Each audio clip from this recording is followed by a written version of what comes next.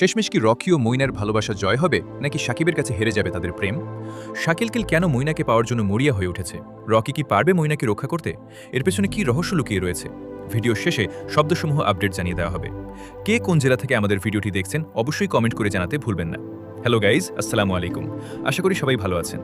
অমর প্রেম নাটকের পরবর্তী আপডেট বা নতুন পর্ব কবে আসবে ভিডিও শেষে বিস্তারিত জানিয়ে দেওয়া হবে। যারা এই চ্যানেলে নতুন দর্শক হয়ে আছেন অবশ্যই চ্যানেলটি সাবস্ক্রাইব করে বেল বাটনটি বাজিয়ে দিবেন। এরপর আপনারা কোন নাটকের রিভিউ বা গল্প শুনতে চান তা কমেন্টে জানাতে ভুলবেন না। এবং নাটকটি কবে আসবে? নাটকটির দ্বিতীয় পার্টের শুটিং শুরু হয়নি, শুরু হলে আগামী 5 থেকে 6 দিনের মধ্যে এই নাটকটির দ্বিতীয় পর্ব পেয়ে যাবেন। গল্পের শুরুতে দেখা যায় গ্রামের প্রভাবশালী মতিন মোল্লার বাড়িতে তুমুল হইচই।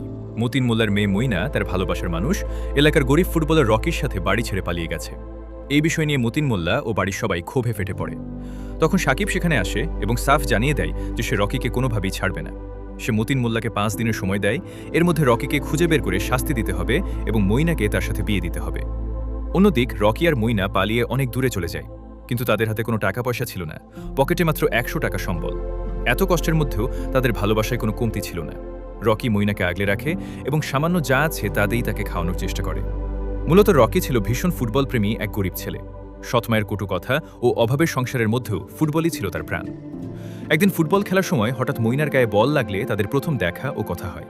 প্রথম দর্শনেই মইনা রকির নিষ্পাপ মন ও ভালোবাসায় পড়ে যায়। এমনকি মইনা রকিকে নিজ হাতে একটি নতুন ফুটবল উপহার দিয়েছিল এবং রকিকে জানিয়েছিল সে তাকে কতটা ভালোবাসে। কিন্তু তাদের এই ভালোবাসার সুন্দর দিনগুলো বেশি দিন স্থায়ী হলো না। রকি তার বাইক ও সম্বল বিক্রি করে যখন মইনাকে নিয়ে নতুন করে জীবন শুরু করার চেষ্টা করছিল, ঠিক তখনই শাকিব ও তার গুন্ডা বাহিনী তাদের গোপন আস্তানায় পেছে যায় এবং রকি ও মইনাকে ধরে ফেলে।